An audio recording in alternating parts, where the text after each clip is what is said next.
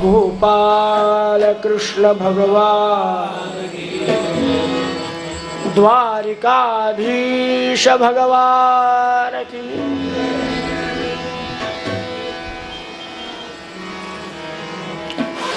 अशा रीतीने रुक्मिणी स्वयंवर झालं, राक्षस विधीने झालं आणि पुन्हा त्याच रुक्मिणीचा त्याच कृष्णाशी शास्त्रोक्त पद्धतीने विवाह सोहळा.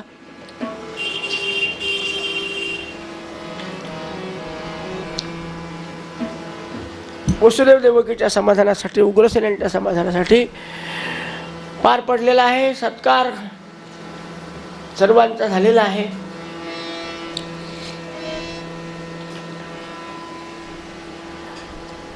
आनंदाने आता काही दिवस भगवान गोपाळ कृष्ण आणि रुक्मिणी द्वारकेमध्ये निवास करतायत.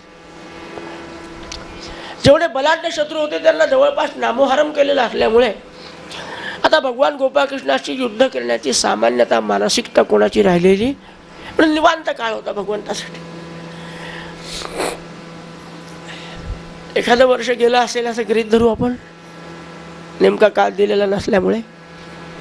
रुक्मिणीला एक अपत्य झालं महाराज. प्रद्युम्न ज्याचं नाव आहे,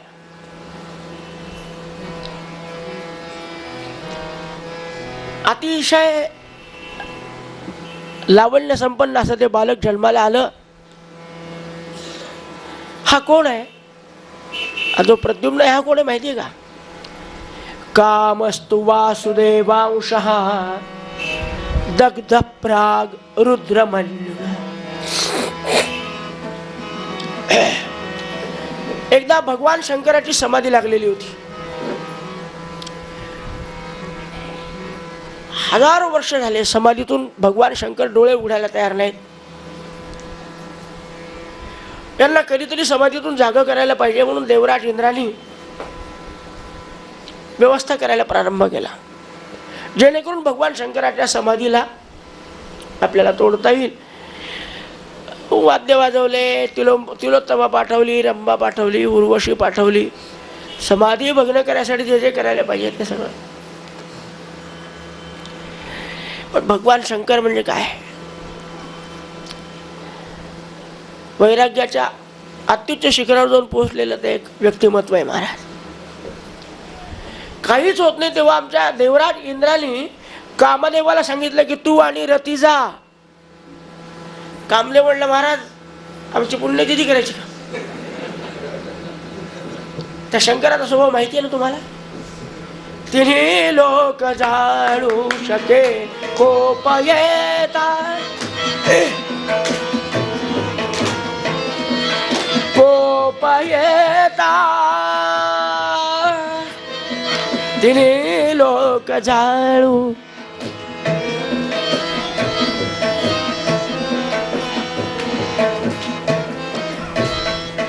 हे पहा, देवकार्य करण्यासाठी तुम्हाला हे करणं भाग आहे, जावं लागेल, माझी आज्ञा आहे. निघाले बिचारे रती आणि कामदेव निघाले. कामदेव आलेले आहेत आणि भगवान शंकराच्या कामदेव आला म्हणजे काय महाराज, सगळं वातावरण बदलून गेलं त्या आश्रमातलं. सगळ्यांना असं वाटून आलं, कसं ऋतुराज हा जवळी हाल, ऋतुराज हा ऋतुराज हा वसंत आलेला आहे असं वाटू लागलं. सगळ्यांच्या अंतःकरण प्रफुल्लित झाले. भगवान शंकराची समाधी मोडली आणि समाधी कोणामुळे मोडली पाहिल्याबरोबर कामदेव दिसले, डोळे उघडून जाळून टाकला त्याला.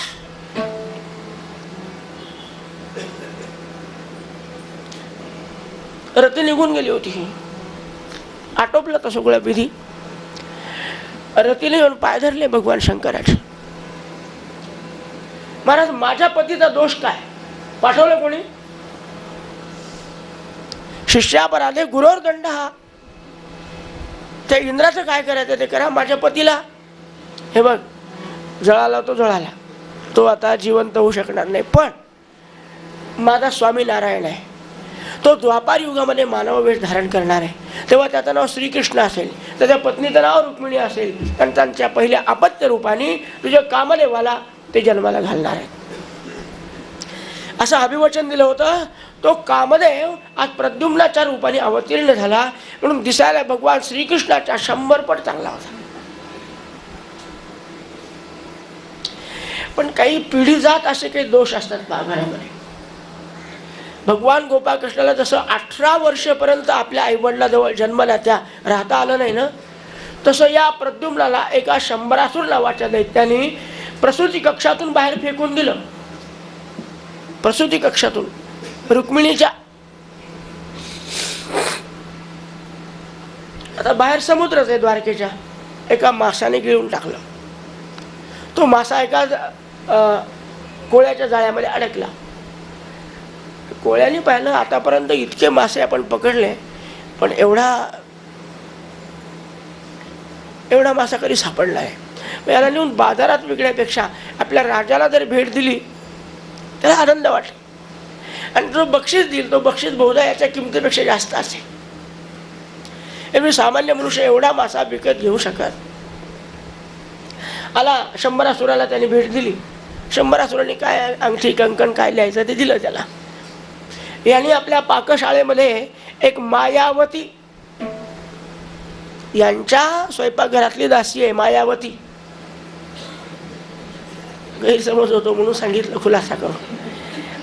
तिला बोलावलं, म्हणाले बघ उद्या सकाळचा नाश्ता याचा करायचा. राक्षसच होता, त्याला काय अवघड होतं. तिला आपल्या पाकशाळेत नेलं. काय शस्त्र लावायचं ते लावलं. मासा दुभंग झाला, त्यातून एक बालक निर्माण झालं. अरे बापरे, काय अलौकिक बालक आहे. त्या मायावतीलाही अपत्य नव्हतं. वा, या परमेश्वराने प्रसादच दिला मला.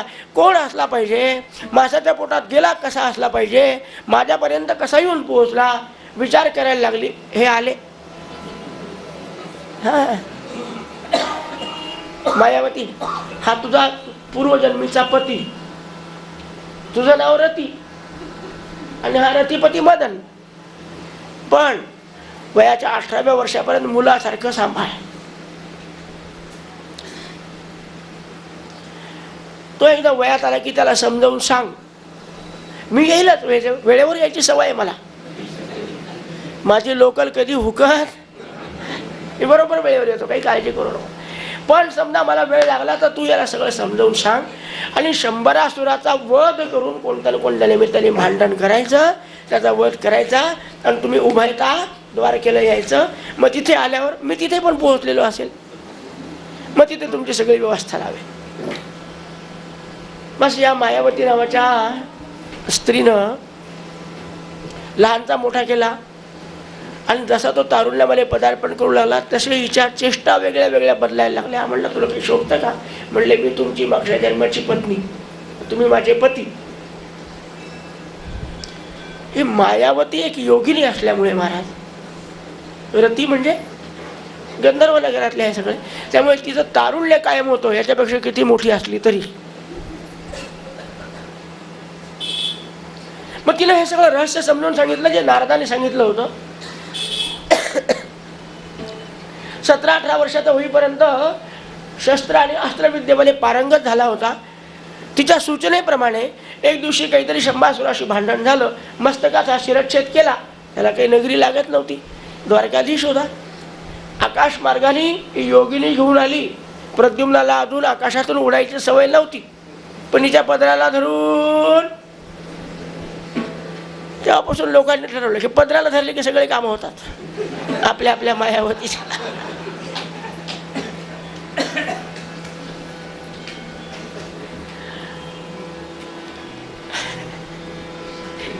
द्वारकेत आले, 4, 4:30, 5 वाजले असतील. भगवान गोपाळकृष्ण परिवाराचा वर्तमान. तो काही चहाचा काळ नव्हता, पण दूध, फेणी, अमुक ढमुक खूप पदार्थ असायचे घरात केलेले. आता फेणी राहिली, वेणीच राहिली, तर फेणी कशी राहिली? सगळे मला मोडीत निघाले. आहेत का? थँक्स, धन्यवाद.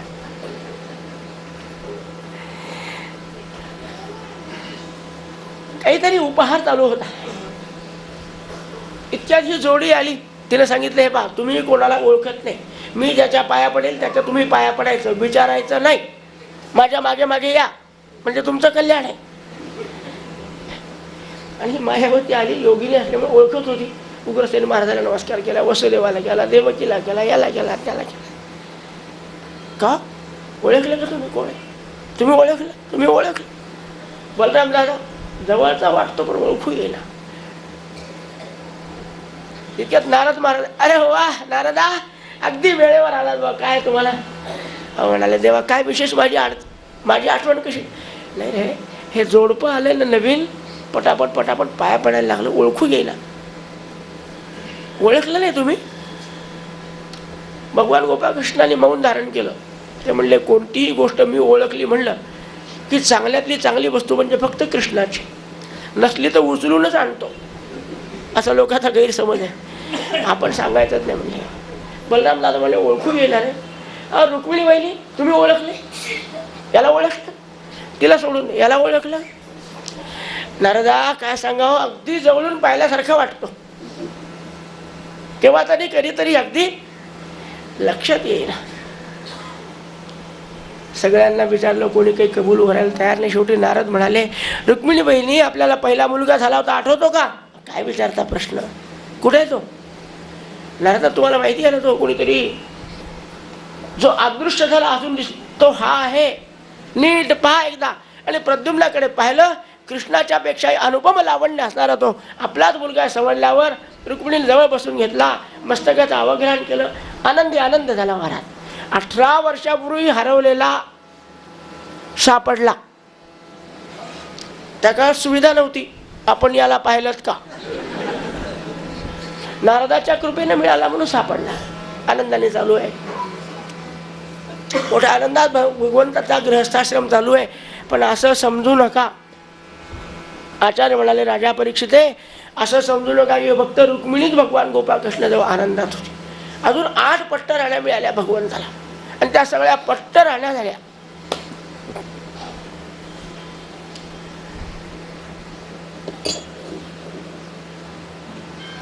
बापा रे बाबा. आता या 8च्या 8 कशा मिळवल्या सांगायचं म्हणजे मोठा घाटच आहे.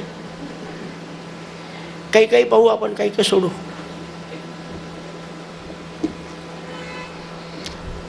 भगवान गोपाळकृष्ण एकदा आपल्या रंगमहालात बसलेले होते. लोकांचे भांडणं सोडवण्याचं काम चालू आहे. नेहमी तक्रारी असायच्या गावातल्या लोकांच्या.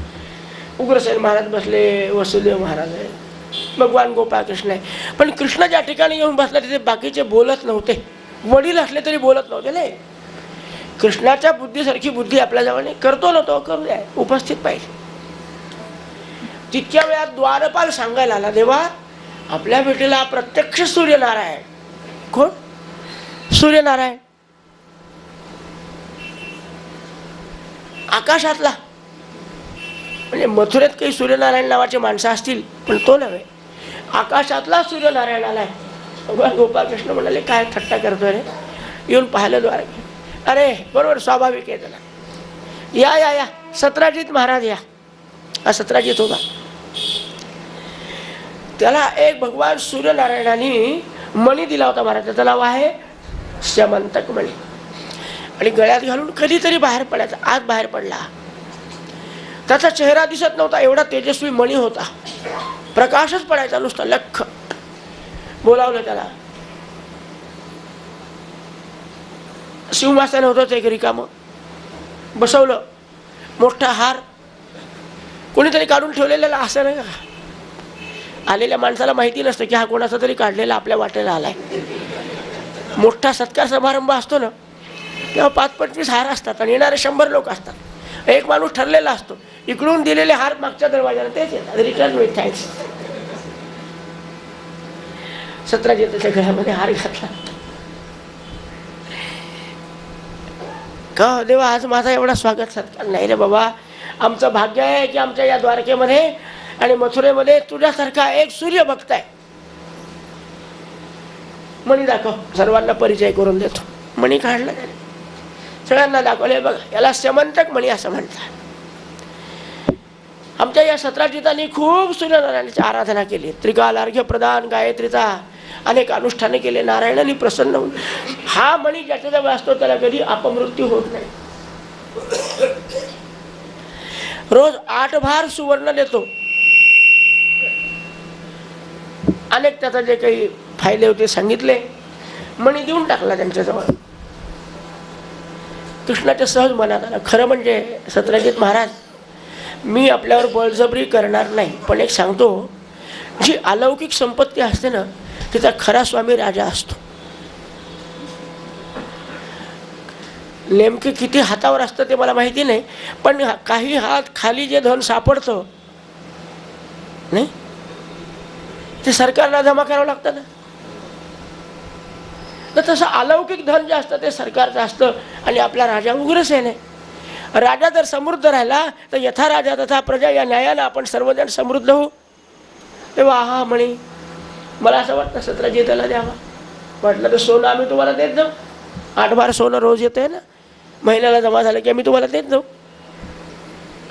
सत्राजित म्हणाला, कृष्णा तुझा स्वभाव मला लहानपणापासून माहिती आहे. तू याच मथुरेतला, मी याच मथुरेतला, उगाच कोणाच्या गळ्यामध्ये हार घालणार नाही. ज्या अर्थी एवढा लंबा चौडा हार घातला ना, त्या अर्थी मला वाटलं की तू काहीतरी मला मागणार, पण मी मणी देणार नाही. म्हणले महाराज मी मणी घेणार नाही. सहज सुचवून पाहिलं, आपण येऊ शकता, या आपण निघा आता. सत्राजित गेला निघून. आणि त्या दिवसापासून ठरवलं आमच्या सत्राजिताने की आता हा मणी पुन्हा गळ्यात घालायचा नाही, त्याला देवाजवळ ठेवायचं. देवाजवळ ठेवला. त्याचा लहाना भाऊ एक प्रसेन नावाचा. आभाळ आलेलं होतं पण शिकार करायची इच्छा झाली. म्हणलं संध्याकाळी जर अजून अंधार पडला तर आपल्याला काहीतरी उजेडाची व्यवस्था पाहिजे. मणी गळ्यात घालून जाऊ. सत्राजित घरी नव्हता. प्रसेनाने तो मणी गळ्यात घातला.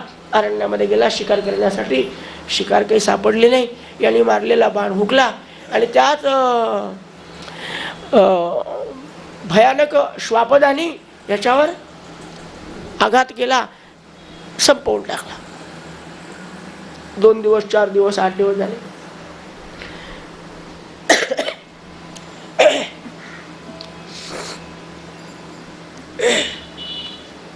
महाराज सत्राजित पण नाही, काय प्रसेन पण नाही आणि स्यमंतक मणी पण नाही. सत्राजित त्रस्त झाला. गावातल्या गावात शोध घेतला. याला माहितीच नाही शिकारीला गेला होता म्हणून. गावातल्या गावात शोध, तुम्ही पाहिला का, तुम्ही पाहिला का, तुम्ही पाहिला. मनुष्य काय करतो, उतावळे माणसं नेहमी जास्त पंचायती करून ठेवतात. येणाऱ्या जाणाऱ्याला विचारायला, परवा होते की तुम्ही त्या सभेला? नाही हो, काय झालं? तो कृष्णाने सेमंतक मणी मागितला, मी नाही दिला. पण कृष्ण म्हणजे काय सांगू तुम्हाला, आमच्या प्रसेन नावाच्या भावाला संपवलं, मणी घेऊन टाकला. काय करावं म्हणाले, हातात सत्ता आहे, काही चालत नाही आमचं. हे पहा, तुम्ही अगदी जवळचे म्हणून सांगितलं तुम्हाला, कोणाला सांगू नका. हा संदेश रामरावनी गोविंदरावला, गोविंदरावनी नारायणरावला, नारायणरावनी अख्ख्या गावात हा सगळा संदेश पसरला. पूर्वी प्रचाराची व्यवस्थाच अशी होती, ज्याला प्रचार करायचा ना त्यांनी गावातल्या 2-4 साबरे लोकांना बोलवायचं, शिरा पोहे खाऊ घालायचे. तुम्ही आपुलकीचे आहात, कोणाला सांगू नका. कोणाला सांगू नका म्हणलं की रोज 25 जणांना सांगणार.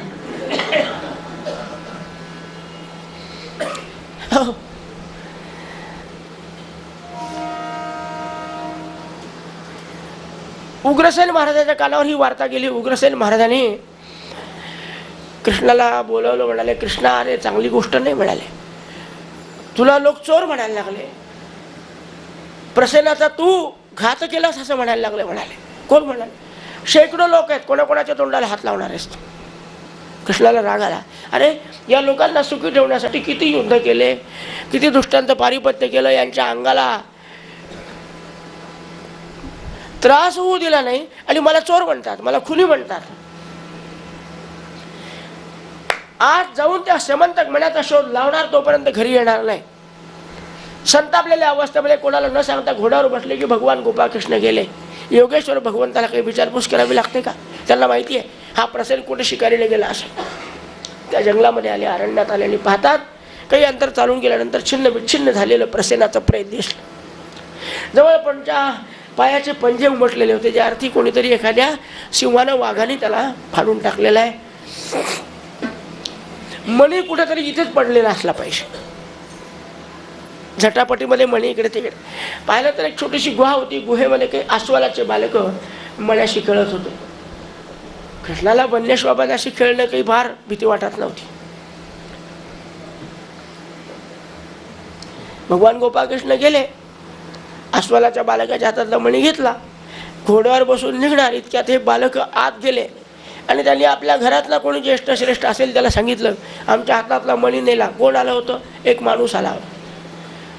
हा पराक्रमी असणारा अस्वल तो समोरून पाहतोय, कोण चालला रे तो?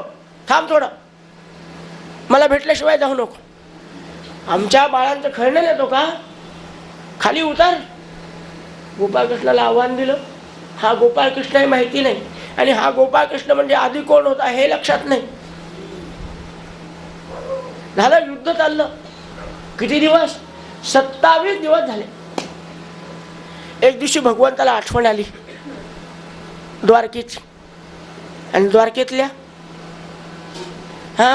एकुलती एक होती ना, ताबडतोब आठवण आली. काय चाललं असेल रुक्मिणीचं?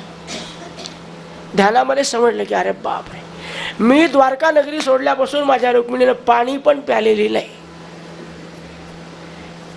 भागवतामध्ये कोणी चंद्रभागा नावाची देवता सांगितलेली आहे. तिथं मंदिर माझ्या काही पाहण्यात नाही, पण चंद्रभागा नावाच्या देवीची चंद्रभागाम अपूजयत असं वर्णन आहे. तिच्या पुढे व्रत करून बसली की माझे पती लवकर घरी आले पाहिजे. 21 दिवसाचा किती 26 दिवस उपवास झाले. आपली पत्नी 26 दिवस उपवास करते, कल्पना करून पहा, चक्कर येऊन पडाल. 26 दिवस.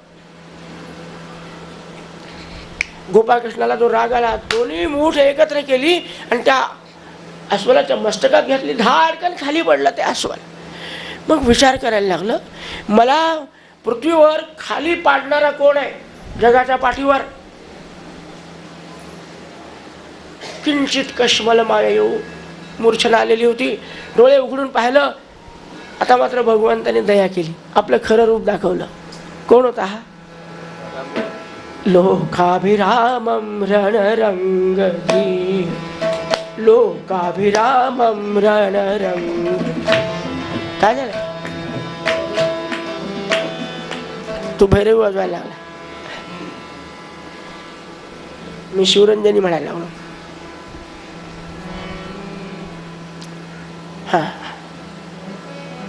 असू द्या.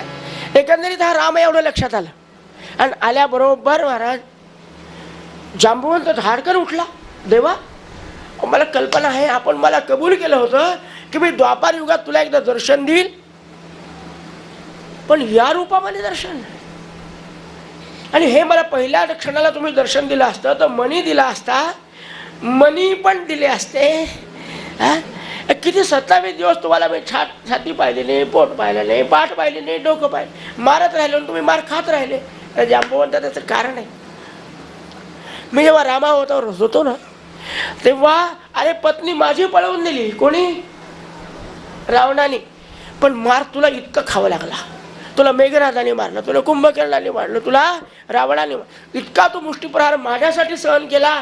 मी म्हटलं माझ्यासाठी याने इतका मार खाल्ला, आपण त्याची कशी ना कशी परतफेड केली पाहिजे. आज तू मार दिला, मी खाल्ला त्याला. हा कृष्णावतार आहे महाराज. रामावतारात राहिलेले कार्य करण्यासाठी हा अवतार आहे.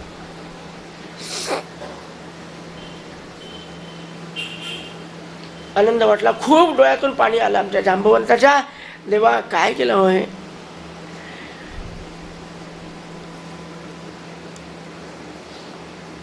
आता मी काय करू शकतो आपली सेवा? काही नाही, मणी देऊन टाक. मणी मला नको रे, माझ्यावर चोरीचा आळ आलाय म्हणून मला फक्त त्यांना नेऊन दाखवायचं आहे. वाटलं तर पुन्हा आणून देईल तुला. नाही देवा मला काय करायचं. पण राजा परमेश्वराची, गुरुची, राजाची भेट झाली की रिकाम्या हाताने काही पाठव. एक छोटीशी भेट देतो, आपण नाही म्हणू नका, तुम्हाला काही कमी नाही हो, पण एक भेट मला द्यायची तेवढी आपण मोठी प्रेमाने स्वीकारा.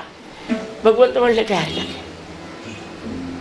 अनावर का काय असेल ती भेट मी स्वीकारेल. तसं काही नाही, इतकी गयावया कशाला करता. म्हटला देवा तशी अलौकिक आहे, जी भेट देणार आहे ना अगदी अलौकिक, मग तर आणा, लवकर आणा. जांबवंत महाराज आत गेले.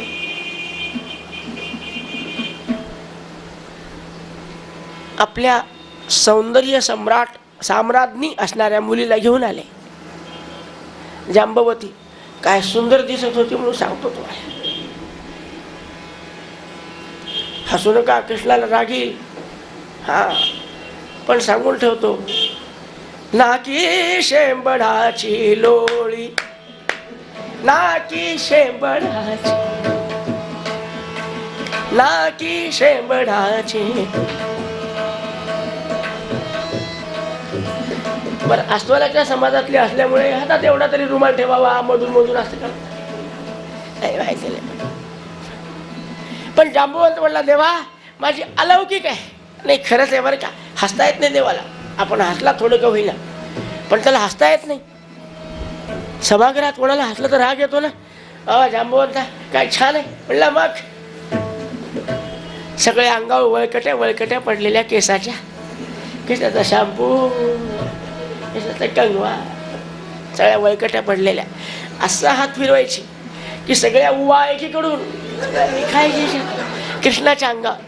छान नाही, छानच आहे, प्रश्नच नाही. ते मग आपण घेऊन जाणार म्हणलं हो, पण तेव्हा दासी नको, पट्ट राणी करा. पट्ट राणी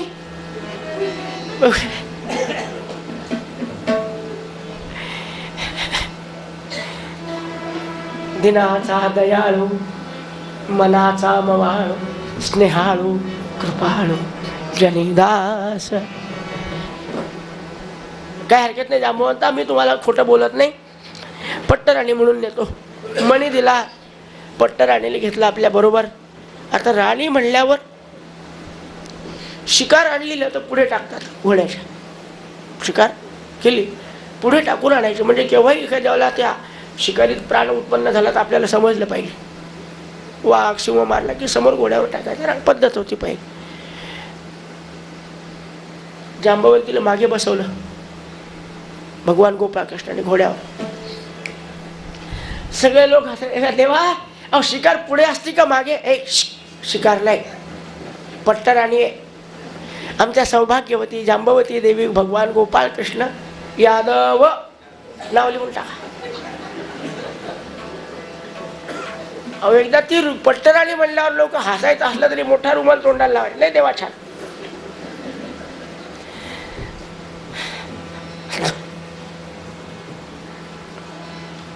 द्वारकेमध्ये आले सगळे लोक, पट्टराणी.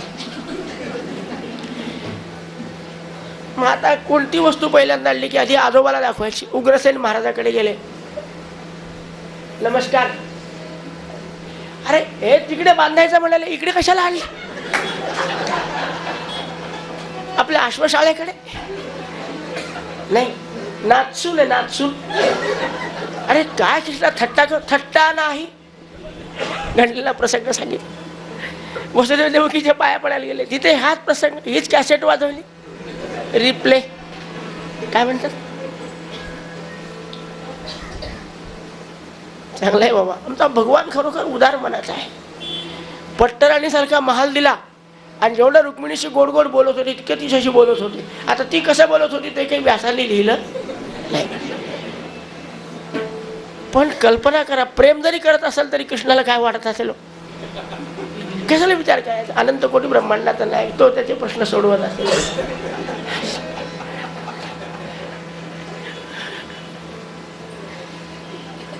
आपण सामान्य पातळीवरून कृष्णाचा विचार करतो.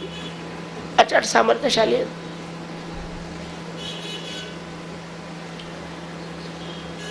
दुसऱ्या दिवशी बोलावलं सत्राजिताला. सत्राजिता,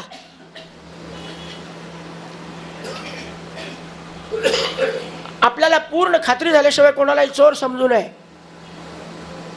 चुकलं का? मा चुकलं म्हणजे काय?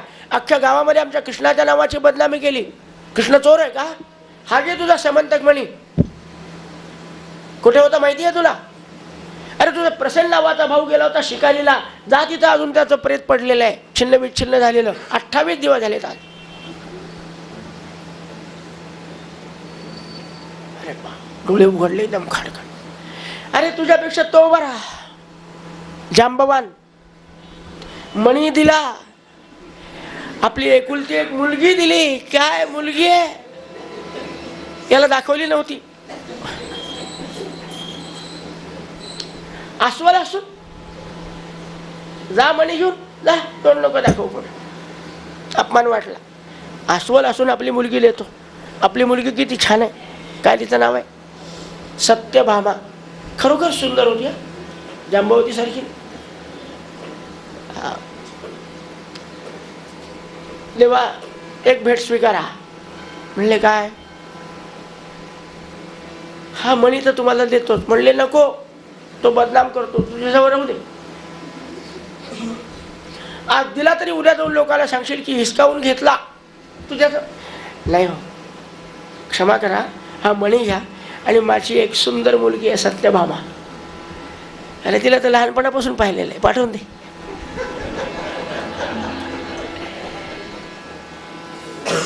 किती लहानपणापासून? ती कुमार, मी ही कुमारी. त्या अवस्थेपासून. महाराज, अशा सगळ्यांचं वर्णन आपण वेळेच्या अभावात पाहू शकत नाही. 8च्या 8 पट्ट जाणार भगवंताचं सारखं प्रेम होतं. कशावरून? प्रत्येकीला 10-10 मुलं झाले म्हणून. तिथं काही थर्मामीटर नसतं ना प्रेम तपासायला. सगळ्यांना, कोणाला 8 नाही, कोणाला 7 नाही, 10.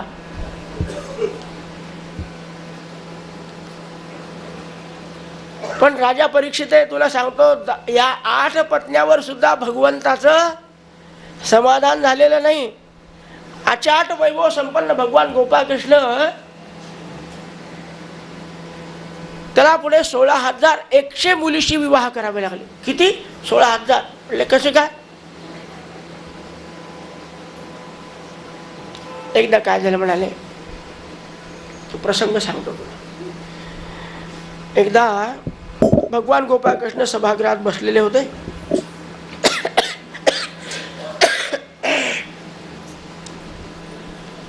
सभेच्या कामकाजाला प्रारंभ झाला होता. महाराज,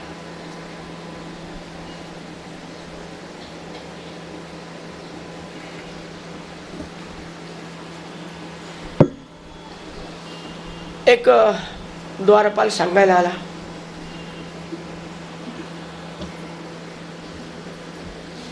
महाराज एक कोणी दूत आपल्याला भेटायला आलेला आहे.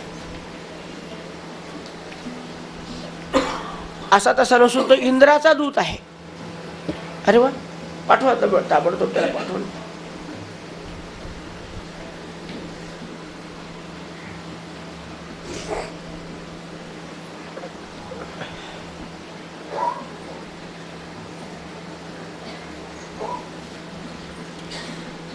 प्रार्थना केली. भौमेण ऋतछत्रेण ऋतकुंडल बंधुना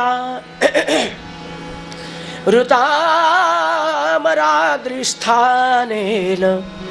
यापितो भौम चेष्टितम. हा भौमासूर नावाचा, ज्याला नरकासूर असंही नाव आहे, असा बलाढ्य दैत्य म्हणाले. आदिती मातेचे कुंडल हिसकावून घेतले आणि देवराज इंद्राचं सगळं ऐश्वर्य वैभव लुटून घेतलं. आज भौमासूर सर्वाधिकारी बनलेला आहे. अतिशय पापी, अतिशय नीच, कृतज्ञ वगैरे. देवांचं बळ कमी पडायला लागलं. यज्ञ याग बंद केले, मंदिरांना कुलप टाकले, काय काय केलं झाले.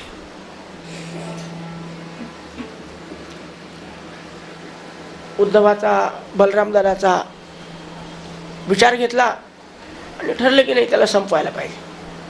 देवा आपल्याशिवाय कोणी नाही. ठीक. लगेच भगवान गोपाळकृष्ण गरुडावर बसून निघाले. कुठे कोणत्या वाहनावर बसून जाणं इष्ट आहे त्यावरच भगवंत जात असत. त्याचं कारण आहे, ही नगरी अशी निर्माण केलेली आहे. त्यात नगरीचं नाव आहे प्राग ज्योतिषपूर.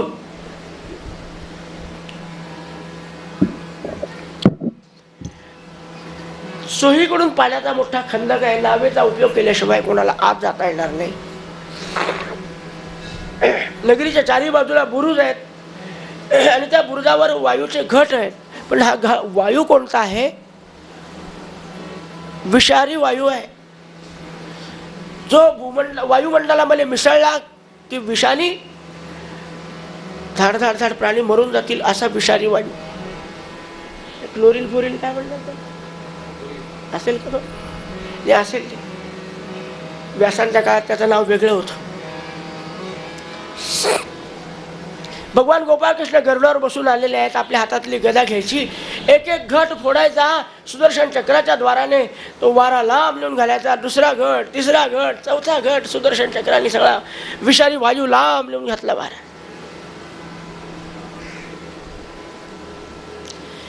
युद्धाला प्रारंभ झाला. हा भौमासूर युद्धाला आलाच नाही. त्यांनी एक त्याचा सेनापती नेमलेला आहे. मूर नावाचा दैत्य आहे. त्याला 7 मुख आहेत. हा 7 मुखाचा दैत्य युद्धाला आला.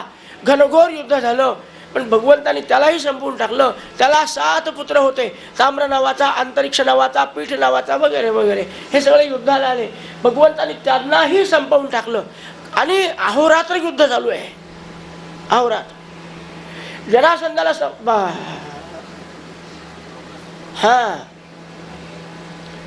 भौमासुराच्या लक्षात आलं की आता आपल्याला प्रत्यक्ष युद्धाला जाणं भाग आहे. भौमासूर युद्धाला आला. रात्र संपेपर्यंत युद्ध चालत राहिलं. ब्रह्मदेव आले. देवा आता जास्त खेळवू नका. तुम्ही मांजरीसारखं खेळवायला लागले. तुमच्या मनात आलं तर मारू शकत नाही का? तुम्ही किती खेळवता तुम्ही? मांजर काय करते माहिती का? उंदराला आम्ही रिकामपणानं पाहिलं म्हणून सांगतो आपल्याला. आधी एक डोळा फोडायचा, खेळू द्यायचा, पुन्हा दुसरा डोळा फोडायचा, मग पाय तोडायचा. वाईट परिस्थिती आहे. खिळखिळ्या करून मारायचं त्याला, उंदराला. असं तिची पद्धत आहे. म्हणाले असं करू नका, संपवा याला. पण ब्रह्मदेवाशी बोलताना भगवंताचं थोडं लक्ष विचलित झालं. कोणतंही काम करता सारा चित्त विचलित झालं तर विचारावं लागतं का कुठपर्यंत आलो होतो, विचारायला. आणि त्या संधीचा फायदा भौमासुराने घेतला. आपली गदा मारली. अर्जुन भगवान गोपाळकृष्णाच्या गदेवर गदा खाली पडली. पडल्याबरोबर भगवंत त्रस्त झाले. हसायला लागला. देवा साधी गोष्ट नाही. भौमासूर म्हणतात मला, नरकासूर म्हणतात. बरं बरं बरं. ब्रह्मदेवाने सांगितलं की मुहूर्त भरला. भरला म्हणल्याबरोबर सुदर्शन चक्र फेकलं महाराज. किरीट कुंडलम, किरीट कुंडलात्मक मस्तक काढून आणलं. भगवंताच्या पायावर पडलं. गोपाल कृष्ण.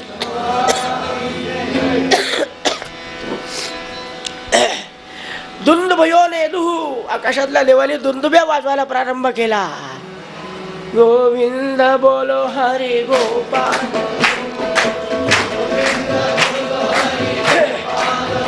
जय जय गोविंद बोलो हरि गोपाल बोलो.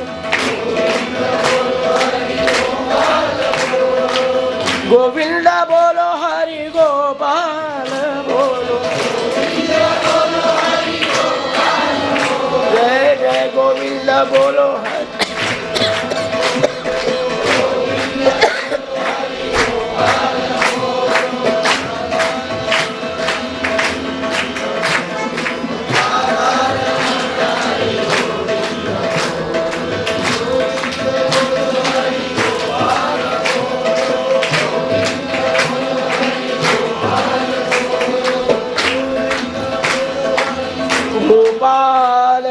कृष्ण भगवान की. दैत्य संपल्यावर सगळे आले धावत धावत. कोण कोण? इंद्र, चंद्र, यम, वरुण, कुबेर, गण, गंधर्व सर्वजण स्तुती करायला लागले. आपल्या परिस्तुती करतात. भगवान गोपाळ ठीक आहे ठीक आहे ठीक आहे. तेव्हा आपण मोठ्या बलाढ्य शत्रूला संपवून आज आम्हाला आनंदाने जीवन जगण्याची सुसंधी प्राप्त करून दिली. किती स्तुती करावी आपली. ठीक आहे. देवराज इंद्र आले. आज गेलेलं ऐश्वर्य वैभव केवळ तुमच्या कृपेनं मला हे प्राप्त झालं. हे सगळं चालत असताना या भौमासुराचा पुत्र ज्याचं नाव भगीरथ आहे पळून चालला होता. भगवंत म्हणला अरे भगीरथाला बोलून आण. भौमासुराचा मुलगा लटलट कापून अरे बाळा घाबरू नको, मी तुला मारणार नाही, तुझी नगरी लुटणार नाही, तुझ्या इथून काही नेणार नाही. फक्त अधर्माने अन्यायाने तुझे वडील वागत होते म्हणून त्यांना संपवलं. धर्मेण पालयन उर्वीम प्रजाहा शीलेन रंजयन. पृथ्वी धर्माने पालन करावी आणि प्रजेला आपल्या मुलाबाळासारखं सांभाळावं. हे नियम पाळ, मी तुला सांभाळील, या सिंहासनावर तुलाच बसवणार आहे मी. काय आनंद वाटला भगीरथाला. गोपाल कृष्ण भगवान द्वारिकाधीश.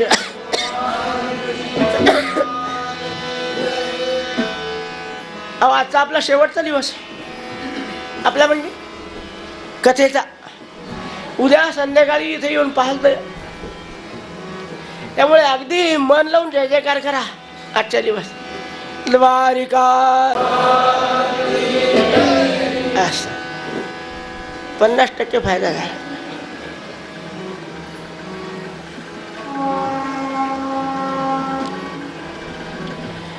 भगीरथ म्हणाले महाराज मी सिंहासनावर बसेल, आपल्या आज्ञेप्रमाणे वागेल, काही अन्याय करणार नाही, पण एका अटीवर. आणि तुम्हाला मी मंगल स्नान घालून या सिंहासनावर तुम्ही बसा. हे अपवित्र सिंहासन आपल्या चरणस्पर्शाने पावन करा, मग मी बसेल. नाही तर याच्या सिंहासनावर बसून मलाही दुर्बुद्धी उत्पन्न होईल, आपण पावन करा. काय भगीरथाचा भाव आहे. भगवंताला मंगल स्नान घातलं. सत्यभामादेवी बरोबर होत्याच, जोडीनं स्नान घातलं, बसवलं सिंहासनावर, अभिषेक केला. महान तंतुवा महिनाम वगैरे हिरे मानक सगळे अंगावर भगवंताच्या उधळले. द्वारिकाधीश.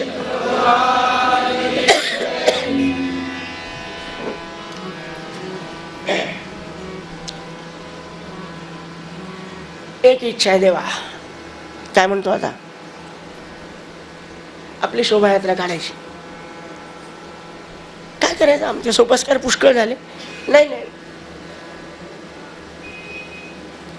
आपण आल्याबरोबर आमच्या वडिलांनी आपलं चांगल्या रीतीने स्वागत करायला पाहिजे होतं, पण आपल्याशी युद्ध खेळत राहिले. त्याचा परिवार जन्माला करू द्या. आज शोभायात्रा करून मग उद्या सकाळी आपल्याला काय पाहायचं. शोभायात्रा काढली, रथावर बसवलं. गोपाळकृष्ण आणि सत्यभामा देवीला आनंद वाटला. फिरवून आणता आणता एका कक्षातून फक्त महिलांचा आवाज येत होता. फक्त महिलांचा. तुम्हाला ऐकायचं ना कसा आला असेल?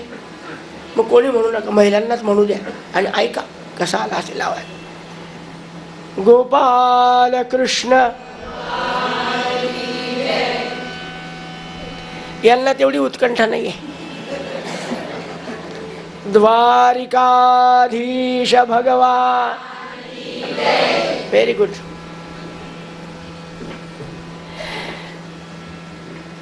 कृष्णाने रथ थांबवला. आवाज कुठून आला? केवळ महिलांचा आहे. म्हणले हो. हे कसं काय? म्हणले आमच्या वडिलांनी जिथे जिथे जिथे जिथे अशा सुंदर युवती आहेत त्यांना आणून ठेवलं आहे, फक्त आपल्या नेत्र कटाक्षाच्या समाधानासाठी. महाराज खरं सांगतो, सगळे अपवित्र आहेत, शुद्ध आहे. आमच्या वडिलांनी स्पर्श पण केला नाही, पण आपल्या डोळ्याला बरं वाटतं म्हणून आणून ठेवल्या. भगवान गोपाळकृष्ण म्हणला रे काय नीच आहे रे हा, काय कृतज्ञ आहे रे. अरे विनाकारण कोणाला कारागृहात ठेवणं त्यांच्या इच्छा अपेक्षा आकांक्षा सगळ्या धुळ्याने मिळवायचा अधिकार कोणी दिला तुझे बाप? अहो तू संपली आता, आता माझ्यावर कशाला सांगतात? काय करायचं ते सांगा. या प्रत्येकीचा बायोडाटा आहे का? म्हणले हो आहे. प्रत्येकीला मंगल स्नान घाला, भगवंताची बुद्धिमत्ता. प्रत्येकीला मंगल स्नान घाला, नवीन वस्त्र प्रावरण घाला, 50-50 तोळे सोनं घाला. 21,000 भाव तेव्हा नव्हता म्हणून.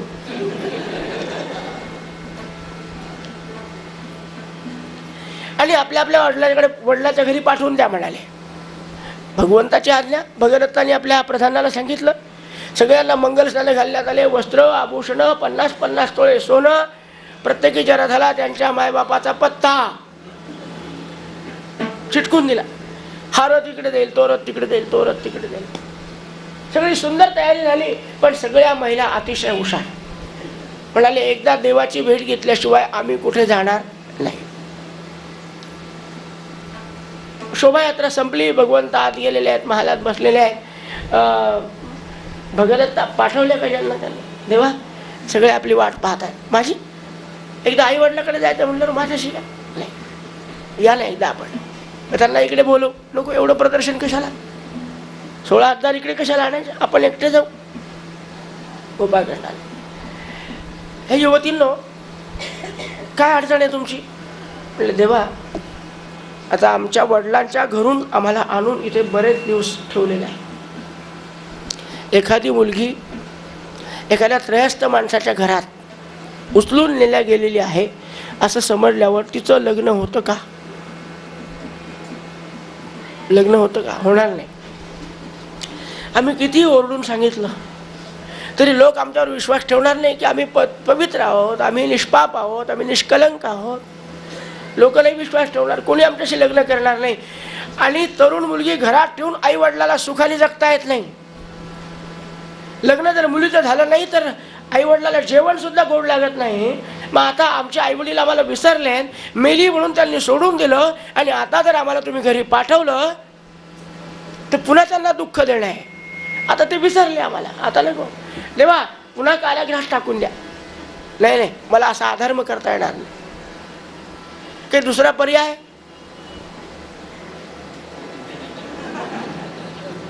यानं सहज विचारलं दुसरा पर्याय आहे का? हो.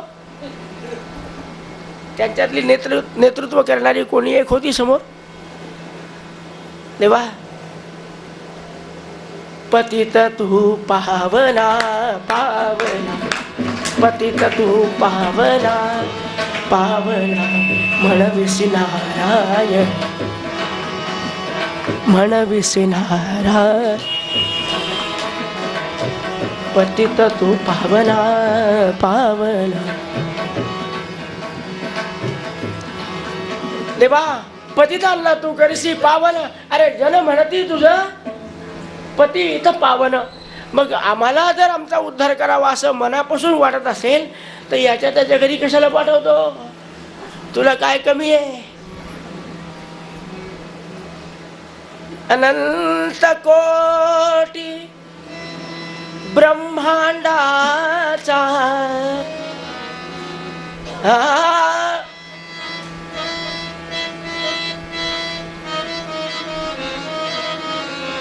नायक मज आधार, फिरसी दारोना उगीच का फिरविसी दारोना उगीच का.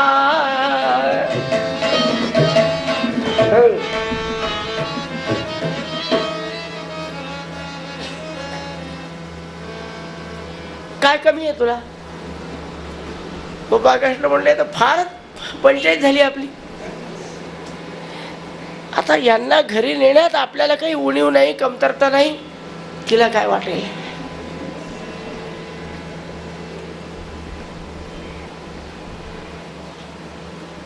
मैत्रीण जरी भेटायला आली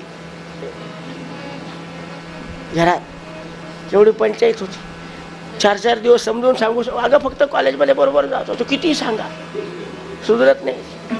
आणि 16,000 जर आणले आपण घरी आपल्या,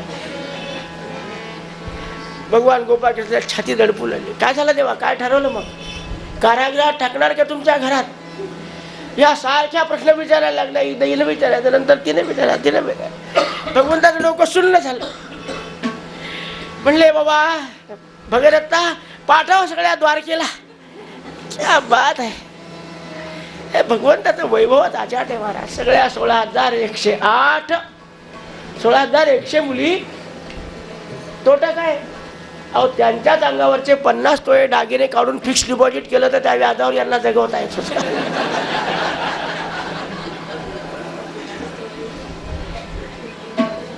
अनंत कोटी ब्रह्मांडाचं नाही काय, तर हा प्रश्नच पडला नसता. हे रथ 16,000 निघाले. काय दिसत असेल ते.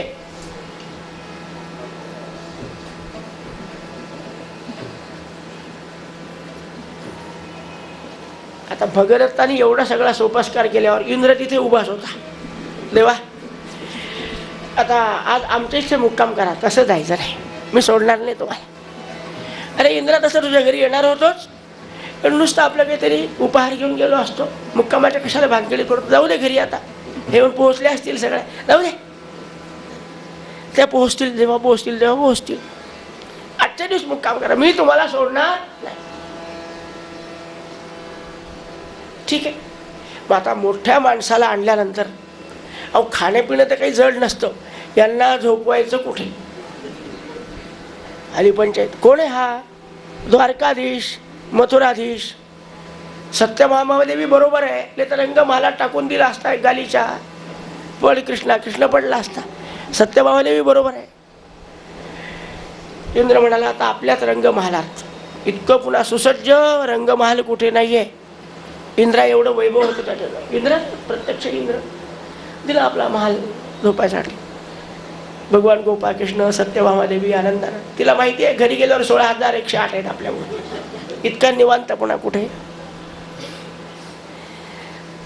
पण महाराज काय करावं, शांत काही झोप येईना. काय झालं, खिडकीतून सारखी हवा येत होती. त्या हवेतून असा सुगंध येत होता महाराज.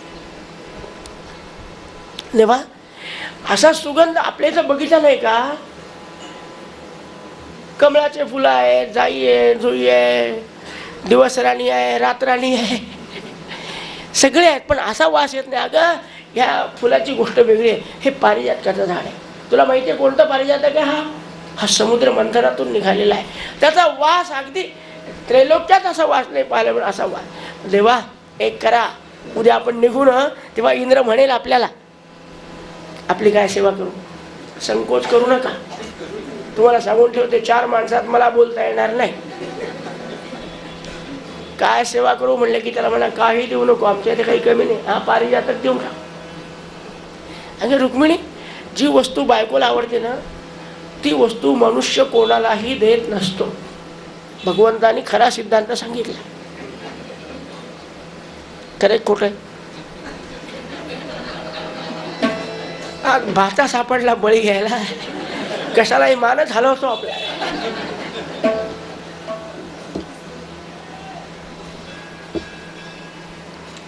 पण तुम्ही कशाला विचार करता? रुक्मिणी देवी आमच्या सत्यभामादेवी म्हणले तुम्ही काय विचार करता? काय म्हणतो ते पाहूया ना तुम्ही. बरं हे बघ मला आवडत नाही कोणाला मागितलेलं. तू इथे बोलली ते बोलली, तिथे बोलू नको म्हणाले. तुम्ही मागितलं नाही तर मी बोलला. सत्यभामा म्हणजे रुक्मिणी नव्हे. हा या सत्यभामेचा प्रताप तुम्हाला सांगितला असता, पण पुन्हा एखाद्या वेळेला मुद्दाम सांगू आज नाही. अतिशय अवघड.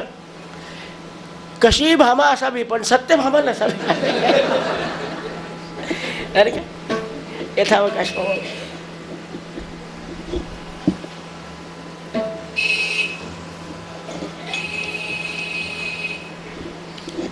सकाळ झाली, मंगल स्नान वगैरे काय व्हायचं ते सगळे आटोपलं. जेवण खावण आटोपलं आणि निघायची वेळ आली. आता परवानगी द्या. अगदी काय भगवंताचा मोठा सत्काराचं आयोजन करण्यात आलं. सगळे सभासदांना बोलावलेले, त्यांच्या उपस्थितीमध्ये भगवान गोपाळकृष्णाचा सत्यभामादेवीचा सत्कार झाला.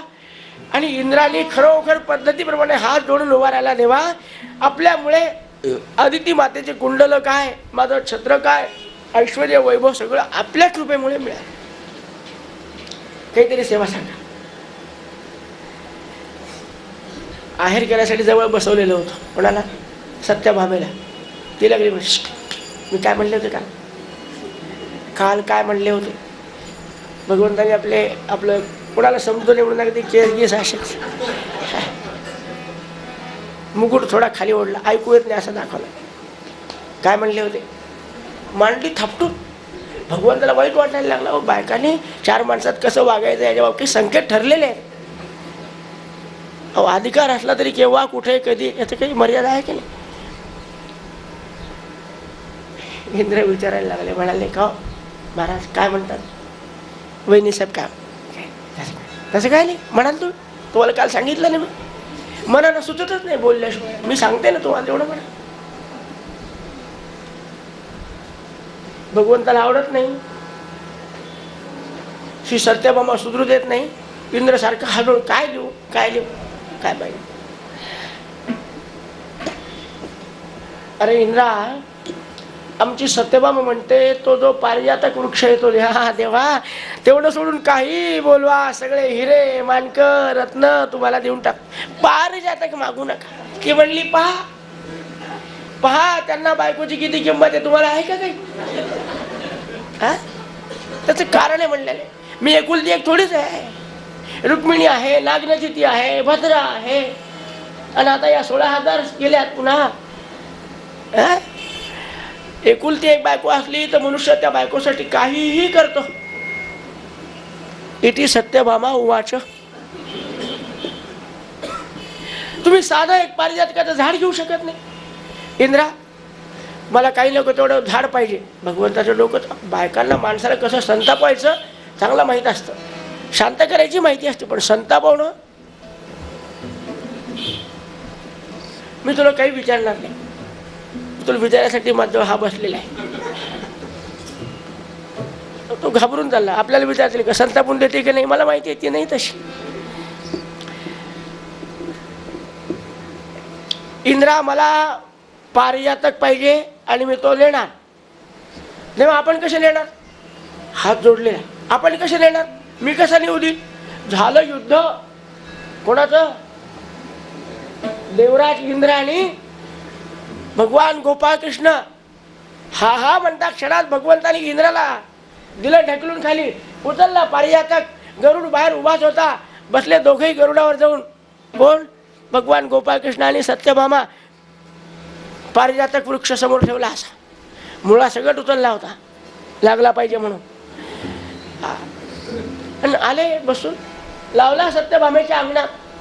पण भगवंताला आवडलं नाही. कोणाच्या इथं काही वस्तू पाहिली की ती आपण मागू नये. आयुष्यभर तिला खंत होती. बहरला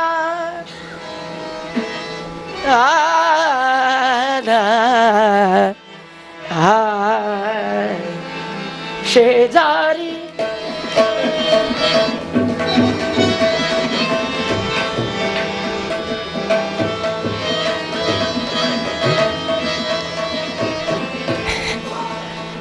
फुले का पडती.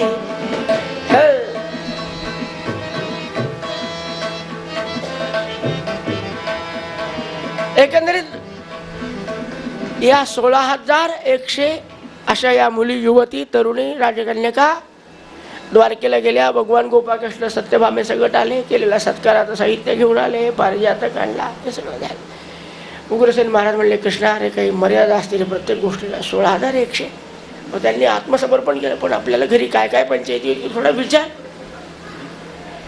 जाऊ द्या म्हणलं, आजोबा आता असं करू, आपण इतके महाल बांधून टाकू, म्हणजे इथं तिला समजणार नाही, तिथं तिला समजणार.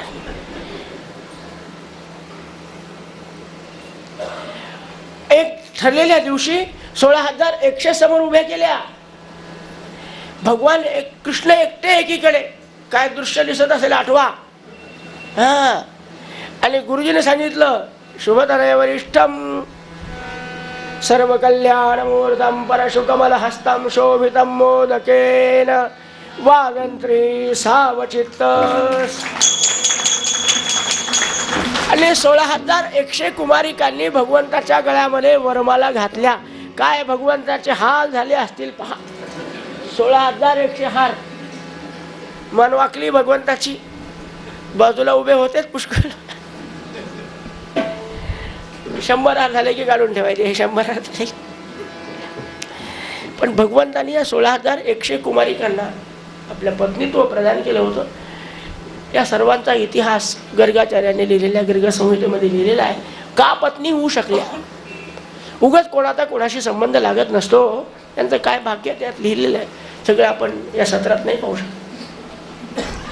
आनंदाने भगवंता त्यांच्याबरोबर राहतोय. अहो, एकदा नारदाला असं वाटलं की 16,108 असणाऱ्या पत्न्याकडे भगवंत वर्षातून एकदा तरी जातात का?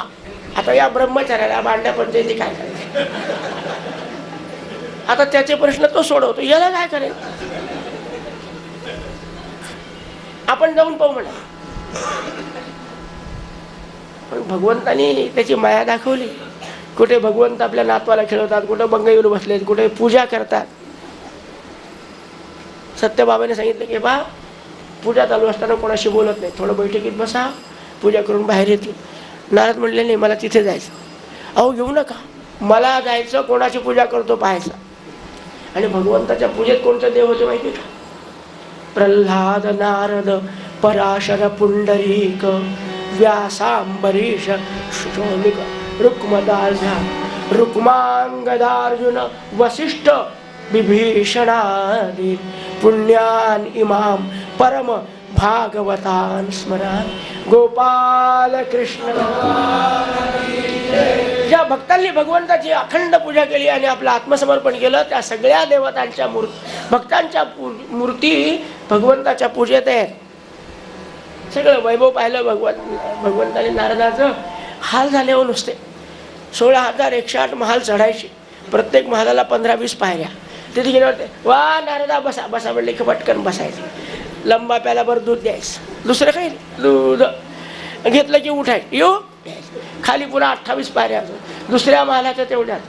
आता 28 × 56 × 16,108 इज इक्वल टू काय असेल ते घरी गेल्यावर कॉम्प्युटर. पण भगवंत नाहीत असं स्थळ सापडलं नाही. यश्च किंचित जगत सर्वम सिद्धांत आहे हा. दृश्यते श्रूयते विवा अंतर्बहिश्च तत्सर्वम व्याप्य नारायण. काय भगवंताचं अलौकिक सामर्थ्य आहे दाखवलेलं आहे अशा 16,000. महाराज, असे अलौकिक भगवंताच्या जीवनामध्ये खूप प्रसंग आले. एक प्रसंग असा येऊन गेल्याचा सांगतो फक्त आपल्याला, की ज्या निमित्ताने भगवान गोपाळकृष्णाला शंकराशी युद्ध करावं लागलं. हरिशंकरयोर महत असं मोठं युद्ध झालं. कोणाच्या लग्नाच्या निमित्ताने? उषा आणि अनिरुद्ध. हा अनिरुद्ध कोण? भगवंताचा पुत्र प्रद्युम्न आणि प्रद्युम्नाचा पुत्र अनिरुद्ध.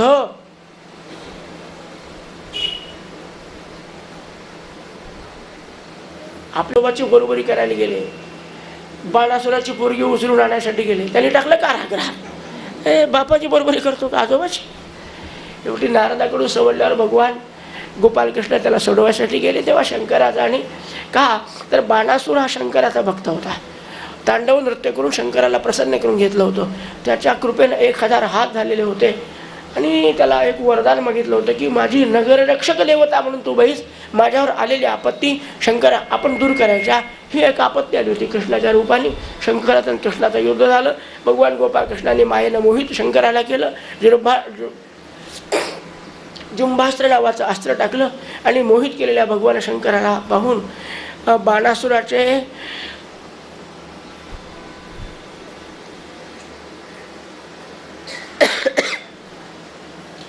1000 हात होते. त्यांना 995 996 हात तोडून टाकले सुदर्शन चक्राने. भगवान शंकर आले, कृष्णाच्या पायावर पडले. देवा, अहो का लावलं? मी याला अभय दिलं. म्हणाले आता हात तुटणार नाहीत, तुम्ही उगाच पाया पडल्या. अहो देवा, तुम्ही एखाद्याला अभय दिलं तर मी त्याला संपवेल का?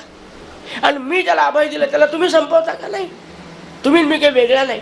आता याचे 4 हात अवशिष्ट जे आहे हे असेच राहतील आणि हा तुमचा पार्षद म्हणून होईल. याचा नामोच्चार केल्याशिवाय तुमची पूजा पूर्णत्वाला जाणार नाही. म्हणून शंकराची पूजा आटोपल्यावर शेवटी म्हणावं लागतं, बाण रावण चंडीश शृंगी भृंगी जटाधर सदाशिव प्रसादेन सर्वे गृह्णन्तु सांबवः. या भगवान शंकराच्या पार्षदांचं नामस्मरण केल्याशिवाय शंकराची उपासना पूर्णत्वाला जात नाही असं अभय वरदान दिलं. अशा रीतीनं उषा आणि अनिरुद्धाला आपल्या द्वारकेत घेऊन गेले. खूप प्रसंग आहे. या सगळ्या प्रसंगांना संपवता भगवान गोपाळकृष्ण म्हणाले, अक्रूर जाऊन आले होते ना सकाळी. कुठे? इंद्रप्रस्थाला. काय झालं तिथे? ते म्हणाले मध्यस्थी चालू आहे पण अजून मध्यस्थी मिटत नाही. म्हणले मी जातो मध्यस्थीला. भगवान गोपाळकृष्ण मध्यस्थीला गेले. कोणाच्या? कौरवाच्या आणि पांडवाच्या. बलराम दादाला नमस्कार केला. म्हणले या. काय झालं? काही नाही. तुम्ही मध्यस्थी करायला नाही, तिथी निश्चय करायला चालले. लग्नाचा नाही, युद्धाचा. तुला फार हौस. केव्हा कौरवाच्या विरुद्ध लढेल आणि केव्हा कौरवाला संपवून टाकेल, तुझी ही मानसिक अवस्था मला माहिती आहे. कृष्णा जा, तू तुझ्या मनाप्रमाणे करणार, माझ्या कौरवांना संपवून टाकणार, तुझ्या पांडवांना जा म्हणाले. आणि भगवंत आले. शिष्टाई झाली. कोणी ऐकायला तयार नाही. दुर्योधन नाही, दुःशासन नाही, धृतराष्ट्र नाही, शकुनी नाही. शेवटी ठरलं की मग आता युद्धाने आम्ही राज्य मिळवू. युद्धाची तिथी काढली, तारख काढली आणि समरांगणाच्या ठिकाणी कुठे? धर्मक्षेत्रे कुरुक्षेत्रे समवेता.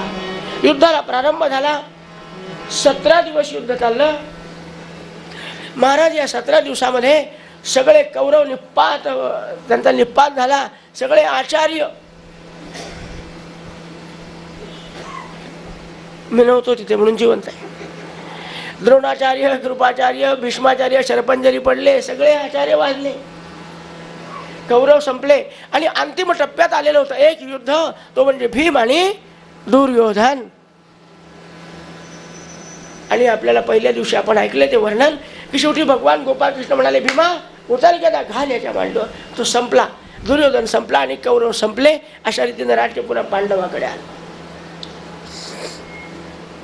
भगवान गोपाळकृष्ण म्हणाले, आता जवळपास ज्याची ज्याची यादी ब्रह्मदेवाने दिली होती संपली. म्हणले नाही, अजून तो राहिला.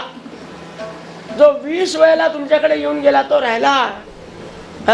जरा संध एकदा त्याला मोकळं केलं की मग संपलं. भगवान गोपाळकृष्ण द्वारकेमध्ये राहत होते. एक दिवशी एक दूत आला. भगवंताला प्रार्थना केली, महाराज मगध देशातून आलो आणि मी एकटा नमस्कार करत असलो तरी 20,800 राजांचा प्रतिनिधी म्हणून आपल्याला नमस्कार करतो. गोपाल कृष्ण गोपाल कृष्ण गोपाल कृष्ण भगवान की. मागच्या खोलीतल्या लोकांनी संकल्प केला की आरती होईपर्यंत काहीच म्हणणार नाही.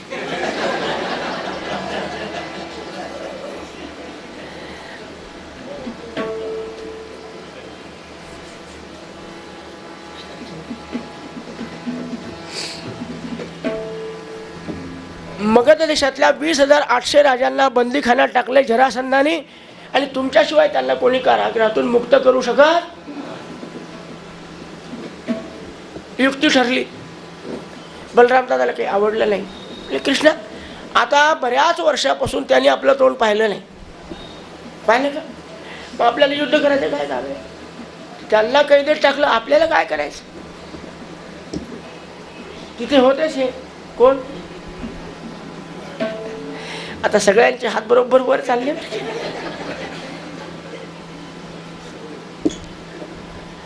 देवा, ज्याच्यावर संकट आलं तर तुमच्याकडे येणार नाही तर कोणाकडे जाईल?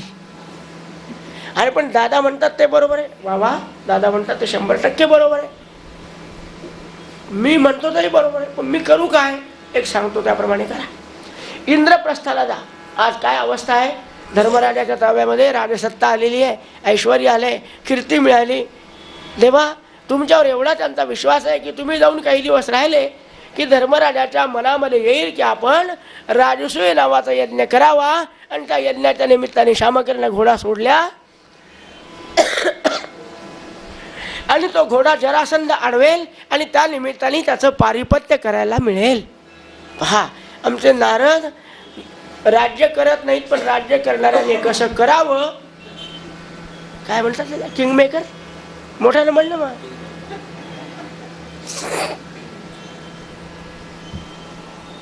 वा, नारदा सुंदर युक्ती सुचवली. मोजक्याच बायका बरोबर घेतल्या. अहो, किती आपुलकीचे लोक असले, इतकी व्यवस्था नसते ना. रुक्मिणी सत्यभामा लागणारी इंद्रप्रस्थाला आले. काय धर्म भीम आवर्जून नकुल सहदेवांना आनंद झाला. सुंदर स्वागत केलं. महाल त्यांना उतरायला दिलं. देवा, आम्ही न बोलावता आपण आलात, पण आमची परवानगी घेतल्याशिवाय जायचं नाही. काही दिवस राहिले आणि बरोबर नारदाच्या इच्छेप्रमाणे धर्मराजाला प्रेरणा मिळाली. क्रतुराजेन गोविंद राजसूयेन पावनी. आपल्या उपस्थितीमध्ये राजसूय नावाचा यज्ञ करावा अशी इच्छा आहे. आपणच पूर्ण करू शकता. वा धर्मराजा, संपत्ती असल्यावर सुद्धा चांगल्या मार्गाने खर्च करावी अशी बुद्धी प्रत्येकाला होत नाही. चांगला भाव आहे तुमचा, करू आपण. पण देवा, संकट काय काय, तू एकटा कशाला विचार करतो धर्मराजा? आपण असं करू, बैठक बोलव. कॉन्फिडेन्शियल मीटिंग घेतली आणि त्यामध्ये चर्चा झाली, साधक बाधक, की काय चांगलं होईल, काय वाईट होईल, कोण मदत करील, कोण विरुद्ध जाईल. म्हणाले एकच भीती आहे, जरासंधाची. मग त्याचा बंदोबस्त कसा करायचा याची योजना आखल्या गेली. आणि भीम दादा, आमचा गोपालकृष्ण आणि अर्जुन, बरोबर आहे, हे तिघं गेलेले आहे. हे दुष्ट लोक सुद्धा इतकं ऐश्वर वैभव भोगतात ना महाराज, त्याचं काही कारण असतं. पहा, असतात दुष्ट, पण एखादं काहीतरी सत्कर्म करत असतात. आमचा रावण पण रोज 1000 श्वेत कमलांनी भगवान शंकराची पूजा करत होता. बाणासूर तोही शंकराची तशी पूजा करायचा. आणि हा काय करत होता? कोण? हा जरासंध. आता जरासंधाकडे आलेत ना भगवंत. याचा एक चांगलं लक्षण आहे, याला फक्त आतिथ्याची हौस आहे. दुपारच्या वेळेला कोणी अतिथी काय जे मागल ते देऊन मोकळा व्हायचा. त्याचं मर्म भगवंताला माहिती होतं. म्हणून 3 जण भिक्षेकराचा वेळ धारण करून आले. ओम भवती भिक्षालेहि,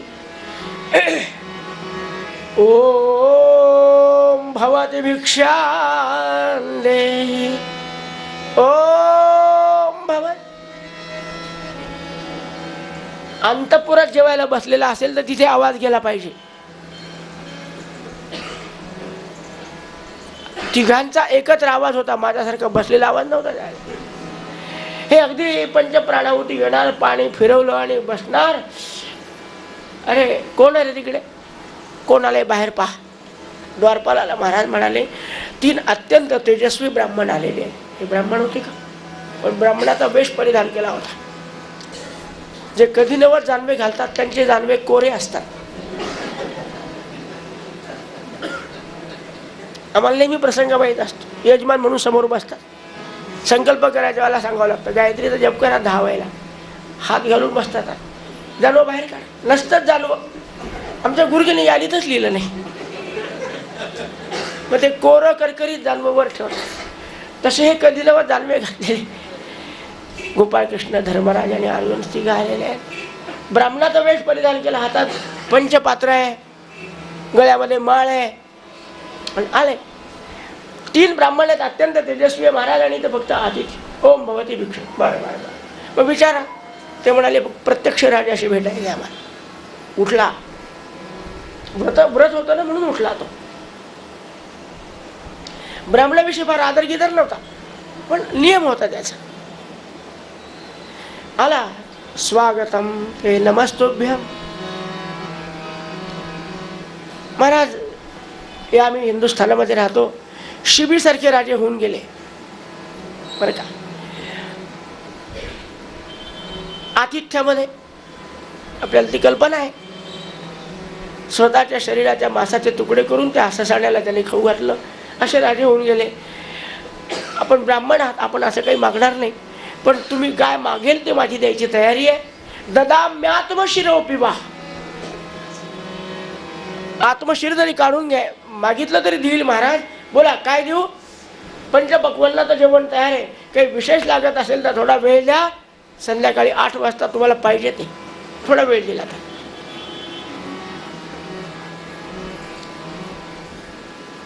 संकल्प कर.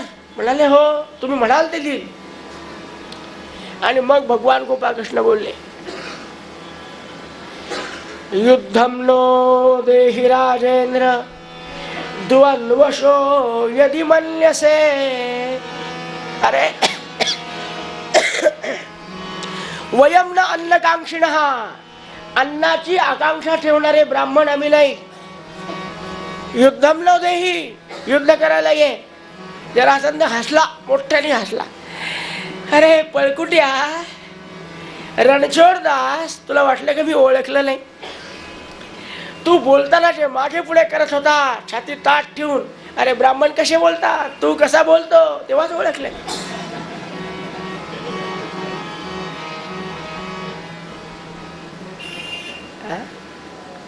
तुझ्या बोलण्याला तुझं उपरने खाली पडत होतं, तुला भान नव्हतं, पण त्यामुळे शस्त्रास्त्राचे वण तुझ्या शरीरावर पडलेले मला दिसले.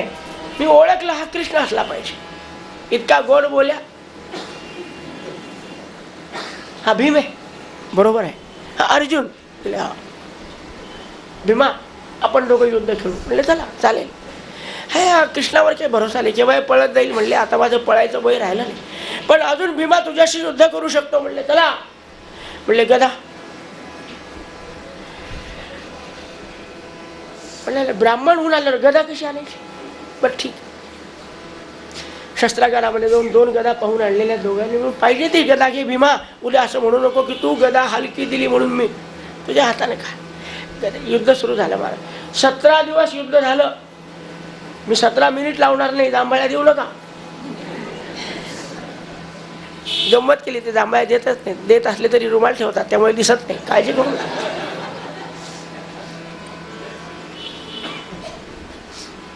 17 दिवस युद्ध खेळल्यावर आज भीमदादा म्हणाले, कृष्णा इथं आल्यापासून काही शुद्ध पक्ष समजत नाही, बेशुद्ध पक्ष समजत नाही. म्हणजे कृष्ण पक्ष. कोणता पक्ष चालू आहे रे? शुद्ध पक्ष आहे. अरे अरे अरे काय झालं? कृष्ण पक्ष कशाला पाहिजे? अरे अंधार असतो ना, म्हणजे पळून जाता येतं. भीमा पळून जातो, शोभतं का तुला? का तू कॉन्ट्रॅक्ट घेतलाय का? भीम वयानं वडील आहे बरं का कृष्णापेक्षा. तू कितीदा पळून गेला रे? तो काल यवन दिसला, गुहेत पळून गेला. जरासंध आला, त्या प्रवर्षण पर्वतावर पळून गेला. मी एकदा आयुष्यातून पळून गेलो तर काय मला नावं ठेवतो का? अरे माझं हे जे वागणं आहे ना, हे वेगळं आहे. माझी बरोबरी कोणी करू नये. हे गंमत सांगेल. वेळ संपली, खूप झाला. उद्या पाहू, वेळ मिळाला.